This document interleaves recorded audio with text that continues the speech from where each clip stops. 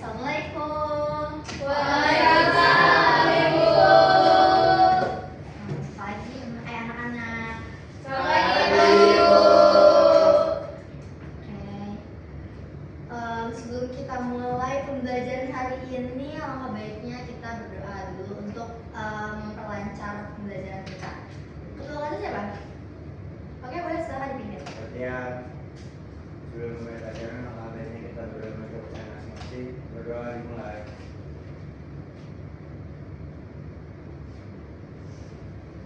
Berdoa selesai. Waalaikumsalam.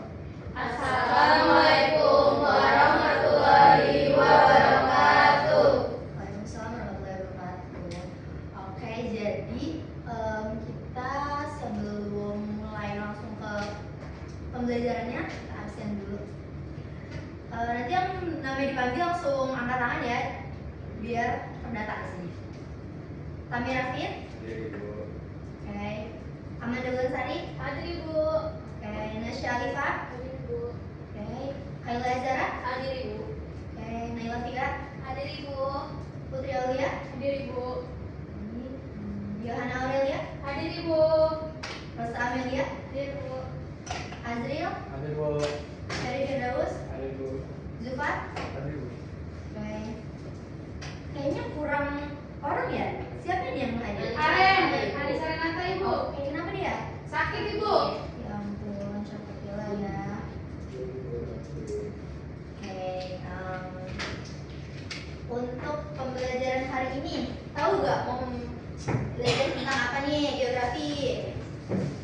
Tahu. Nggak tahu. Tahu. Kan Ibu belum ngasih tahu. Iya sih.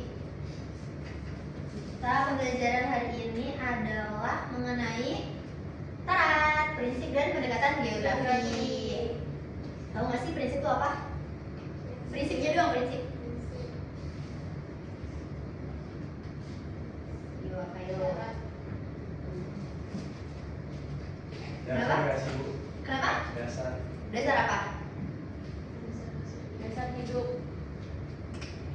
Kurang? Prinsip. Iya boleh.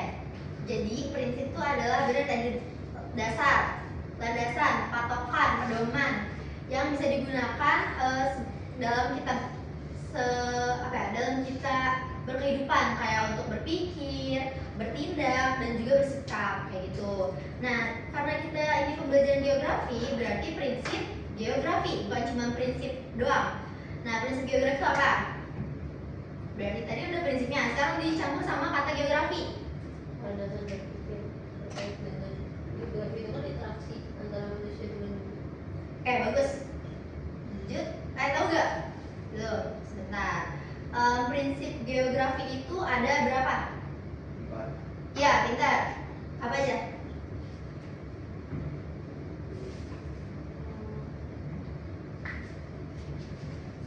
Perlu dong. Prinsip. Distribusi, Bu. Tuh, nih. Jadi prinsip geografi adalah dasar atau cara berpikir untuk memahami dan menjelaskan fenomena yang terjadi di permukaan bumi. Kita ini sebagai anak geografi, karena kita lagi pembelajaran geografi ya. Jadi ibu bilangnya sebagai anak geografi, kita tuh punya namanya kacamata geografi. Jadi cara pandang kita terhadap suatu fenomena. Nah, prinsip geografi itu ada 4. Yang pertama prinsip distribusi, interrelasi, deskripsi, dan juga kronologi.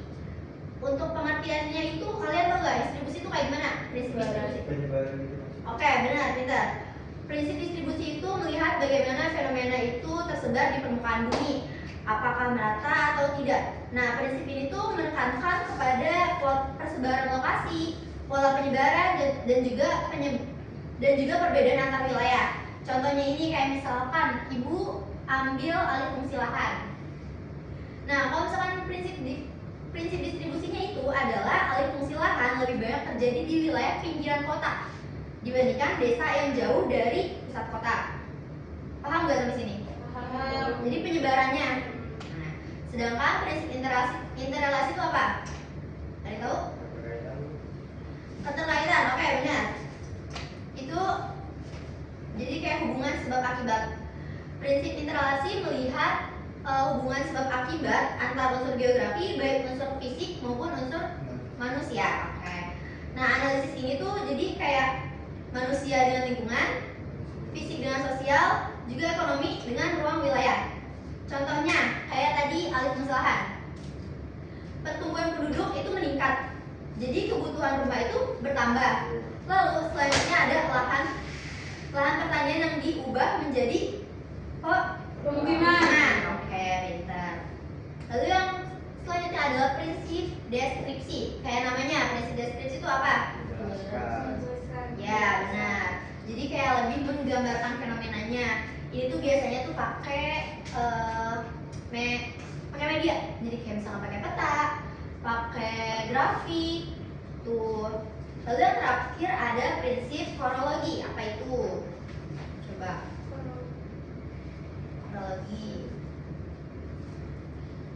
Kronologi itu adalah prinsip geografis dan lingkungannya, Bu. ya. Jadi itu tuh yang paling lengkap, prinsip yang paling lengkap. Jadi dia tuh mengkaji lokasi, kondisi fisik, dan juga interaksi antar manusia. Nah, contoh singkatnya kayak tadi yang alih fungsi lahan. Alih fungsi lahan lebih cepat di daerah dekat jalan utama karena lokasinya strategis, aktivitas penduduknya tinggi, juga nilai ekonominya itu lebih besar. Gitu. Sampai sini prinsip geografi paham nggak? Apa ada pertanyaan? Paham, Ibu. Oke, lanjut adalah pendekatan geografi. Nah, seperti namanya pendekatan geografi adalah cara atau sudut pandang untuk menganalisis suatu fenomena secara lebih mendalam. Tadi kan prinsip tuh mirip-mirip ya sebenarnya, cuman di prinsip itu dia tuh kayak apa ya? Kayak yang basic-basicnya doang, nggak mendalam. Nah, kalau misalkan pendekatan, namanya pendekatan, kalian tahu pendekatan? PDKT, kalian tahu PDKT? Itu pendekatan ya. Jadi kayak semakin kita apa ya? Mendalami suatu fenomena itu. Jadi kita menganalisis di sini. Nah, pendekatan itu ada 3, pendekatan peruangan, ekologi, dan juga pendekatan kompleks wilayah. Pendekatan peruangan itu apa? Ada yang tahu?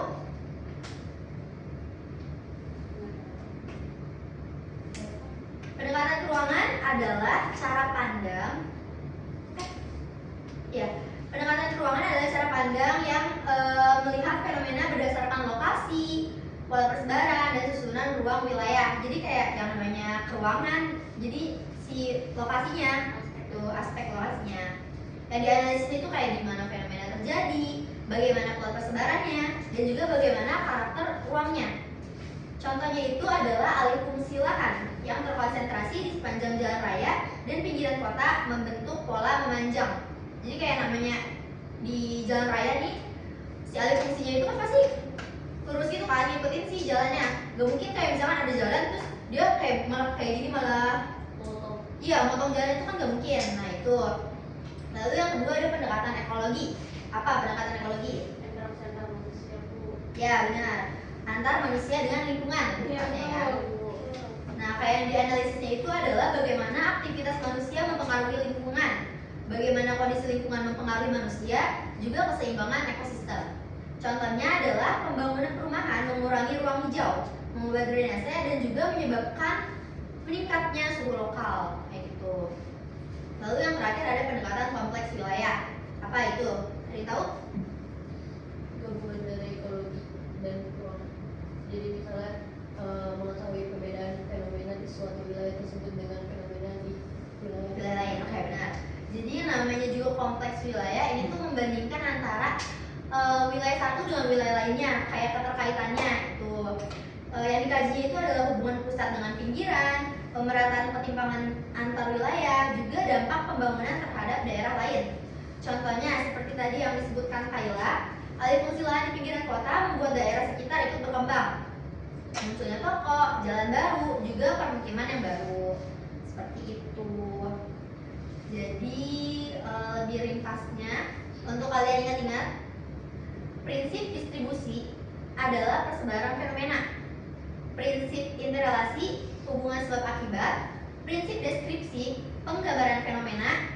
Dan yang terakhir, prinsip kronologi, itu kombinasi lokal, kondisi, dan juga aktivitas. Oke? Prinsip deskripsi tadi apa? Oke. Prinsip interrelasi, Kaitan. hubungan antar sebab akibat. Prinsip kronologi,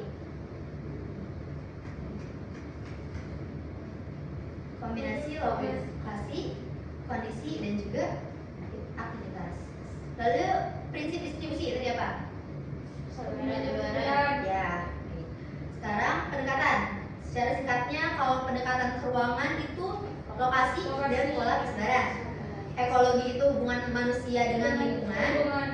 Konteks wilayah itu dampak antar wilayah. Tuh. Sampai sini ada pertanyaan? Udah. Oke, Bu. Paham, Bu. Jelas ya?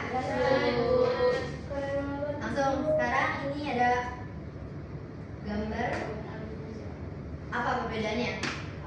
Yang 2010 lahan yang kosong masih banyak, ya cukup banyak Ibu, tapi 2024 sudah jadi pemukiman semua. Oke, nah jadi ini terjadinya alih fungsi lahan dan ini tuh kalian tahu nggak ini di mana? Jakarta. Salah, ini adalah di Ciamas Bogor. Kalian tahu Ciamas? Ya, Bu. Ya, nanti kita kapan-kapan kita study tour sana ya. Boleh banget Ibu.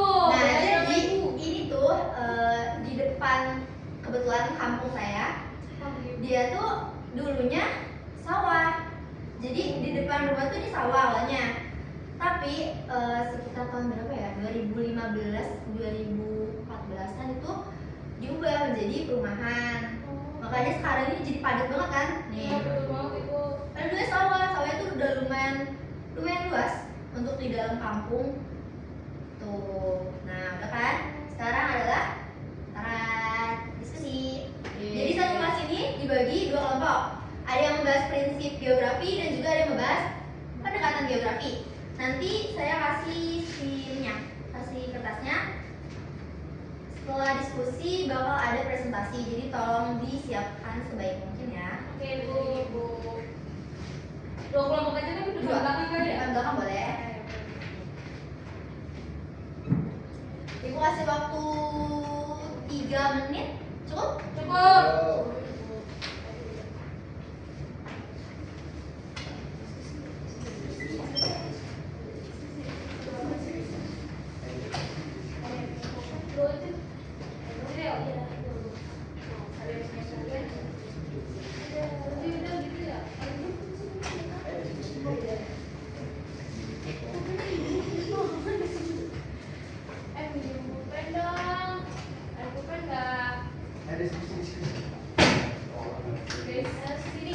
Ayo dong rapat.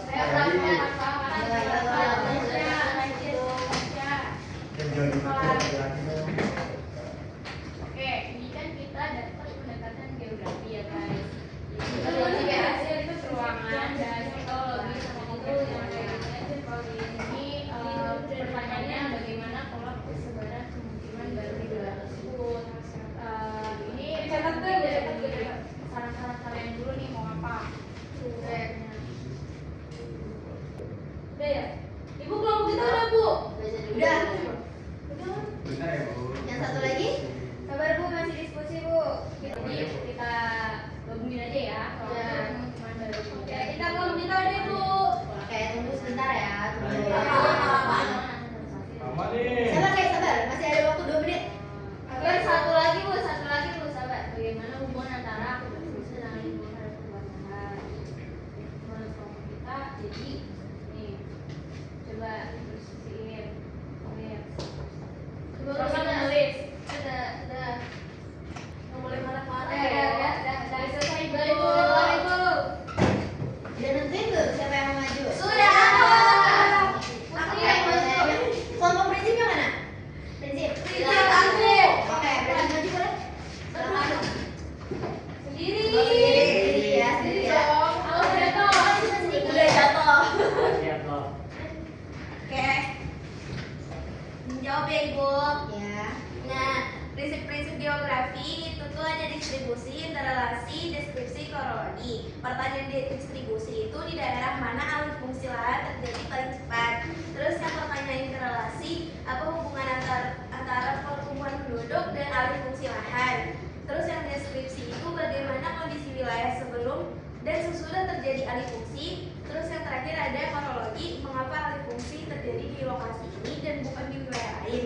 Jawabannya yang distribusi adalah alih fungsi banyak alih fungsi banyak terjadi di pinggiran kota yang dekat dengan jalan raya dan akses transportasi. Daerah ini lebih cepat berubah dibandingkan area pedesaan yang jauh dari pusat kegiatan. Terus yang interrelasi jawabannya adalah penduduk bertambah, terus kebutuhan rumah itu meningkat. Karena kebutuhan rumah itu meningkat, jadi permintaan lahan itu naik. Nah, petani itu menjual lahan dan pembangunan bertambah. Semua unsur saling mempengaruhi, teman-teman. Nah, yang deskripsi itu jawabannya sebelum alih fungsi, wilayah berupa sawah luas, irigasi dan pepohonan. Setelah alih fungsi, muncul perumahan padat, jalan beton dan toko kecil. Bentuk ruang wilayah berubah menjadi lebih terbangun. Terus yang kronologinya adalah alih fungsi terjadi cepat karena wilayah tersebut strategis, dekat sekolah, pasar, dan akses jalan besar. Kombinasi faktor lokasi, ekonomi, dan aktivitas manusia membuat wilayah ini lebih menarik untuk pemukiman. Oke, bagus.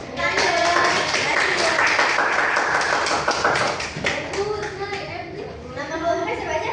Boleh sebutin?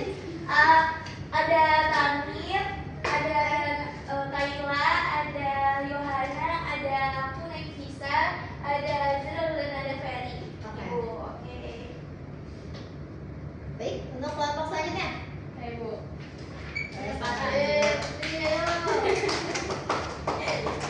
Katanya Rosa nih yang maju.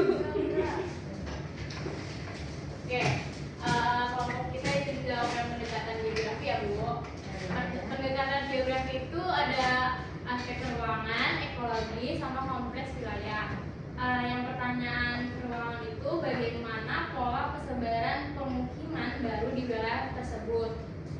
Jawabannya itu menurut kelompok kita, pemukiman baru itu menyebar mengikuti jalur jalan utamanya dan membentuk pola memanjang. Daerah yang paling dekat itu paling dekat akses transportasi berubah terlebih dahulu. Terus yang ekologi, pertanyaannya bagaimana hubungan antara aktivitas manusia dan lingkungan terhadap perubahan lahan. Jawabannya aktivitas pembangunan yang bisa mengurangi lahan terbuka hijau, juga bisa mengubah drainase dan meningkatkan suhu lokal wilayah tersebut. Terus lingkungannya itu berubah akibat interaksi manusia yang memanfaatkan lahan untuk pemukiman itu.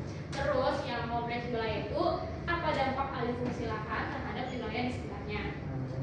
Perubahan lahan itu mempengaruhi wilayah sekitar. Dampaknya seperti meningkatnya arus lalu lintas, area baru menjadi pusat kegiatan, dan wilayah tetangga ikut berkembang mengikuti pembangunan. Oke, sekian, terima kasih Bu.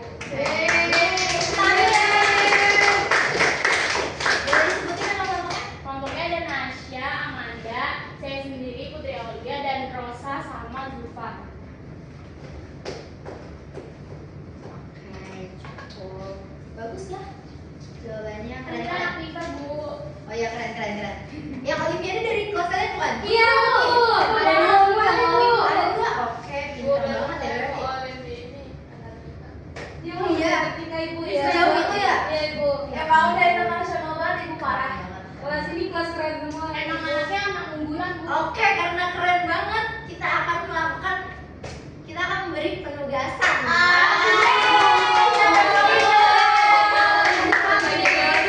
Bu, kita tuh paling seneng banget kalau dikasih tugas jujur. Jujur. Kita biar berarti otak kita.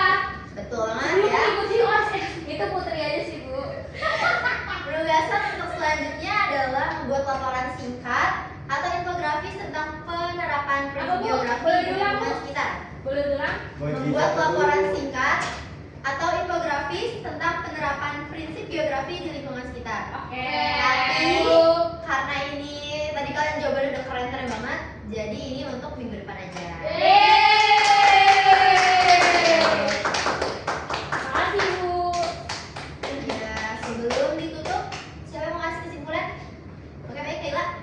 Jadi hari ini kita belajar terkait dengan prinsip geografi. Prinsip geografi itu ada 4. Yang pertama ada distribusi, itu tuh penyebaran. Jadi bagaimana fenomena geografi itu tidak terjadi di suatu tempat saja. Terus juga yang kedua ada interrelasi, yaitu keterkaitan, jadi sebab akibat.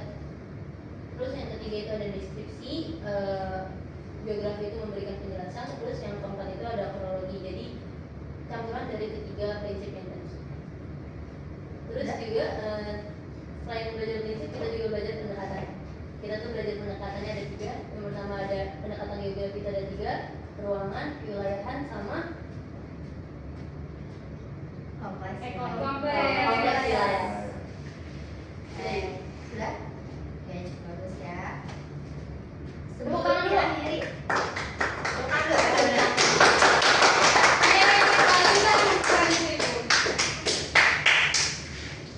Sebelum diakhiri, karena tadi kita ada kesimpulan, ada pertanyaan nggak untuk materi?